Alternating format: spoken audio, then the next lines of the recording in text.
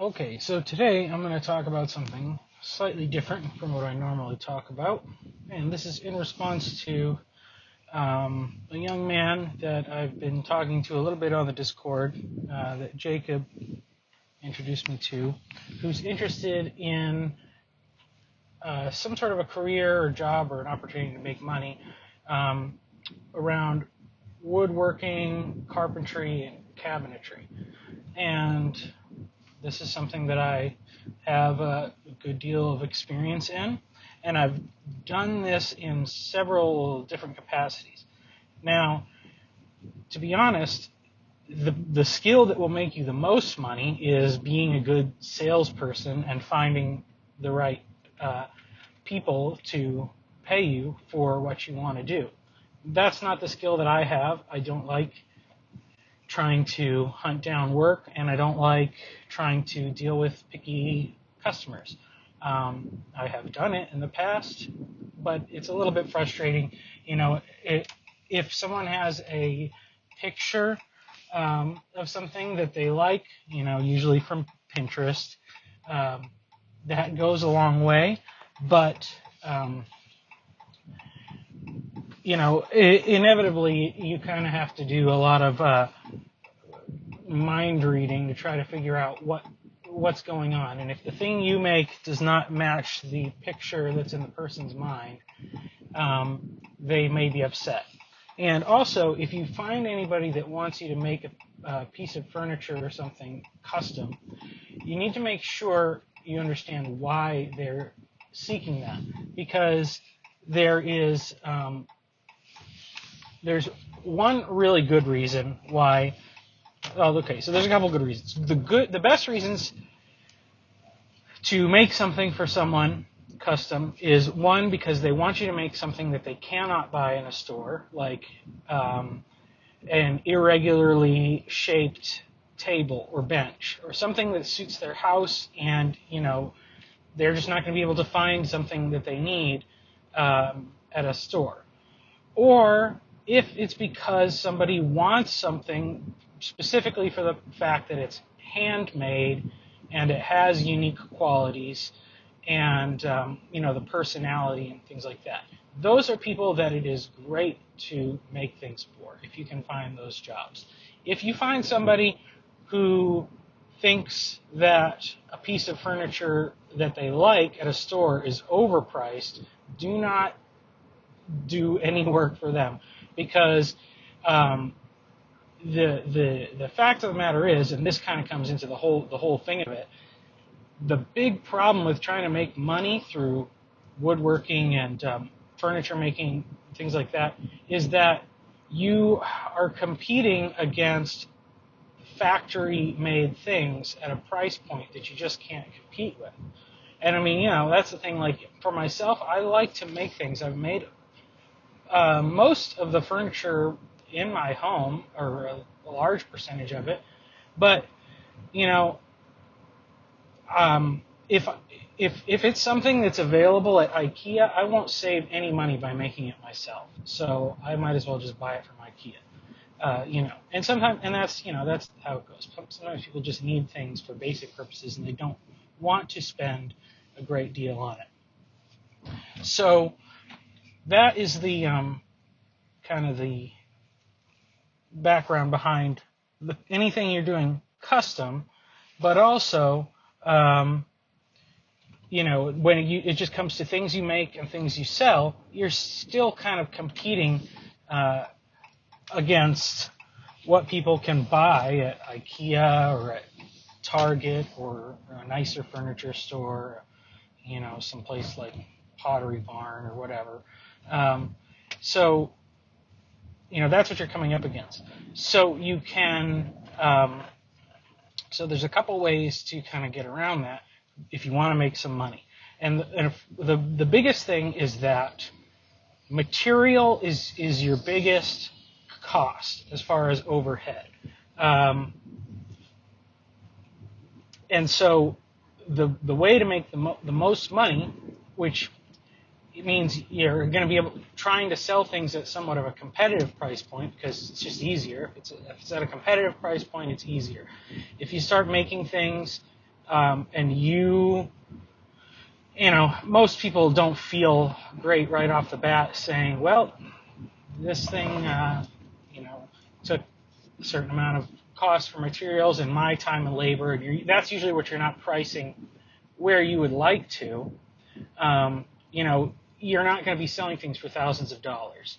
So, you're going to sell things that are at that price point that's similar to what people might buy at a store. But if they like it more, then they will buy yours. And, hopefully you can sell it for a little bit more. But the biggest obstacle to making money off those things is material. And so the biggest way that you can make money is by finding cheap material, cheap and or free. And there's a lot of good things you can do for that. One, everybody always talks about it, pallets and stuff like that. Pallets are okay for some things. Whatever. If you can find them, there is some beautiful wood on pallets. It's very time consuming to process it into usable material. And so it really lends itself best to things that require minimum processing. Now, I have had some interesting jobs where, for instance, somebody wanted some bookshelves, and the back of the bookshelf, they wanted to have a unique look, and so use some reclaimed wood kind of, for that. And that looks really good, and that was a great use for something like that because it's okay that it's pieced together, and it was usable in its more rustic state. So that's another thing. People do not appreciate the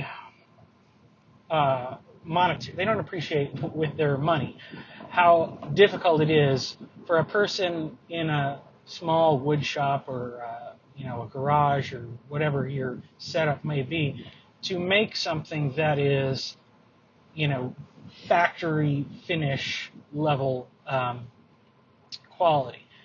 And as much as woodworkers, we appreciate how much difficulty it takes, how much effort to get just a flawless finish, perfect smoothness, all that stuff. But it doesn't necessarily translate into more money for the effort. And so things that you can do quickly and people will like is much more valuable. So certain types of rustic looks are just easier to sell compared to the effort needed. And then the standard of satisfaction people have with it is higher. So this is, most of the things I've made have been fairly rustic in design. I like some of this stuff, and it's fun to do. You can experiment on it. You can try different things. I have a lot of techniques I can share at another time of how I achieve really good results really quickly. Very unique looking things. And so that is going to help you be more profitable because you can make things more quickly, you can sell them more quickly, and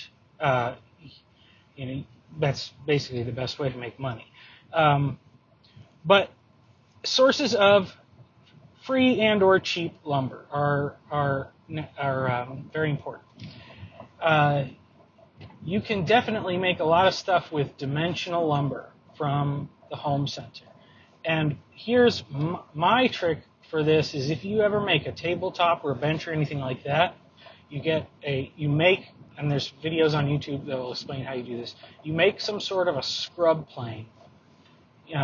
Basically a hand plane with a curved blade. You can just grind that yourself. You get one from Harbor Freight for like $5 or something, or buy a used one somewhere, an old Stanley, a used hand plane. You grind that blade into a curve, and then it allows you to make a really interesting, unique finish on the surface of the wood, which looks really great. So that way you can take dimensional lumber, you get rid of all of those little round edges so it doesn't look like something you just bought from Home Depot, and you can make really beautiful furniture with it. That's one way to do it. Another, and also, instead of even just buying stuff, if you can find construction sites, you can scavenge a ton of free lumber. And a lot of times, you'll get offcuts of like 2x12s. Maybe they're just 4 feet long. Well, it's a great top of a bench that you can make, and you can make a bench that, sell it for $150 or something. So it's very doable. Other really good sources is furniture that you can get from other things people are throwing away, stuff you buy cheap at places like Salvation Army and Goodwill, yard sales, Facebook Marketplace. You just have to look at it and see what it is. If it's got some kind of solid material in there that can be just sanded down and stained, that's pretty easy and a good way to, generate some value, especially if you can get stuff free and cheap. But also, furniture can be used to be taken apart for other things or modified in certain ways. Like, one really great thing you can do is if you go to any of those places where you get used furniture or free furniture or whatever, a very easy item to get is a full-sized bed frame, headboard and footboard, and usually some side rails. And full size is like the least popular size. It was very popular, so there's lots of vintage, pieces around. And basically what I have done many, many times is you take the footboard, you cut it in half, you stick those two ends at a right angle on either end of the headboard, and you take the leg material, the stretchers, and put that across, and basically turn it into kind of like a bench, with the headboard is the back of the bench, and the footboard turns into the sides of the bench. You put a seat across the top. So then maybe you just have to buy some nice boards to put on the top, or a piece of plywood or whatever, and then you can sell that for a lot more than what you probably bought a full-size headboard for. Painting stuff is great. People like things that are painted, so it's not exciting to me, but it is a good way to make something more valuable if you paint it. Paint it white, women will buy it. Also, a really great thing you can do with old furniture, and headboards and footboards are a really great example of that, is sometimes you can just reuse it for the wood. Like, a lot of vintage headboards are made out of really nice, super straight grain mahogany that is already milled dead flat, and it's, just needs to be probably have the old varnish removed, and then it's a beautiful piece of wood. And similarly, there's a lot of nice things made out of like maple and stuff like that. So, if you get stuff, especially if it's free, there may be something you can do just to salvage it for material. And if you want to make small projects out of it, you can. Now, here's my next piece of advice, is that in regards to what you make, size is kind of a big deal, because you can just charge more money for something that's big than for something that's small. Whereas the effort is not, where the effort may be the same for the two things. So to make a cutting board, requires a lot of gluing of seams, sanding, getting everything all nice and flat and perfect. But, there's a limited price that you can get for a cutting board. Whereas it's actually about the same amount of joints as a tabletop. So you could glue up a tabletop instead, and you can probably get more money for the tabletop. Tabletops are also a good one, because if you get tables that have maybe, there's a lot of tables that have like gross laminate tops. like melamine and all this stuff. You can find them all over the place. But the legs are usually nice, like solid maple legs and things like that. So a really quick way to turn those around is you just throw away the top, save the legs, build a new top out of, whatever you want, whatever you have, and paint the legs and screw them on, or stain them to match or whatever. But a lot of times, you paint the legs white, you have a beautiful, nice looking new tabletop, kind of some sort of a rustic finish, and it's very easy to sell those things. But anyways, bigger things, you can charge more for it simply for the sake of it being big. But the difference between the cost of material and the time and effort to make like a 4-foot bench and an 8-foot bench is basically the same. Maybe there's a couple bucks more material-wise, but you can sell that bigger one for quite a bit more. So that's kind of a smart way to go. So those are some ideas for kind of how you can turn things around, make some money, making things and selling them. However, for career-wise, really what you want to get paid for is not necessarily just for what you make, but for what you do. And so that's where it's, just really good to have some skills and some services you can offer to support yourself. I would say right now in the cabinet business, which I am in, all the time we get requests for hardware installation. And I work for a company where we do everything direct through the builder, so we don't do things like that. But for people who do that on the side, and I usually have a friend that I send them to locally, the going rate to have hardware installed on your cabinets is about $5 per knob or pull, which, in a medium-sized house is probably about 50 knobs or pulls, between the kitchen and all the bathrooms and things. So that's $250 you can make for a couple hours of work. And all you really need is a good hardware jig, which there's some ones that work very well for like $50 on Amazon, and a good cordless drill. That's all you need. It's good to have like a cordless vacuum too, just to clean things up, but it's very easy to do. Just practice a little bit, make sure you know how to use your jig, and you could start offering your services to do that and make good money. If you go around to places where new homes are being built, maybe just get some business cards or flyers, leave them around, post it somewhere, because people especially when they move to new communities, they don't know anybody, they don't have somebody to do that sort of thing. They might try to go through places like Home Depot and stuff like that, but that's not always convenient. You may have to wait a long time. So that's a very easy way to start making some money without much initial investment at all. And then beyond that, learning how to do a few basic things can take you a long way, like installing crown molding, for cabinetry or in houses, which you just need to get something square-ish.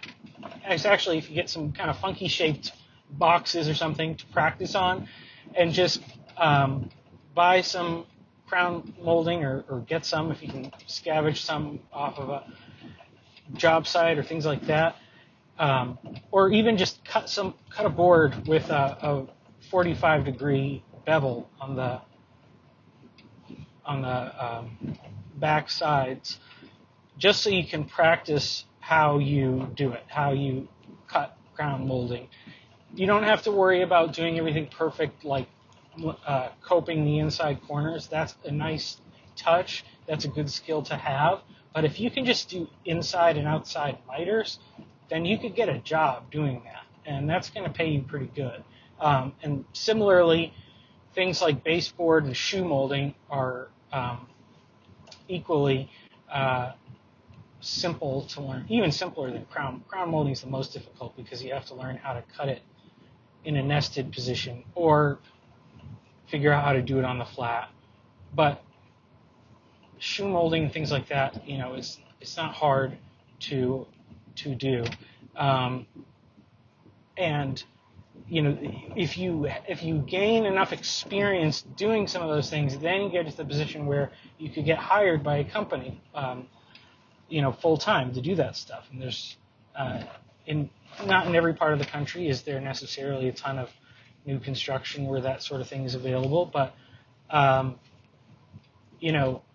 where I am, we could hire people like all day long if they were available with that kind of skill set, probably making somewhere between $16 and $20 an hour.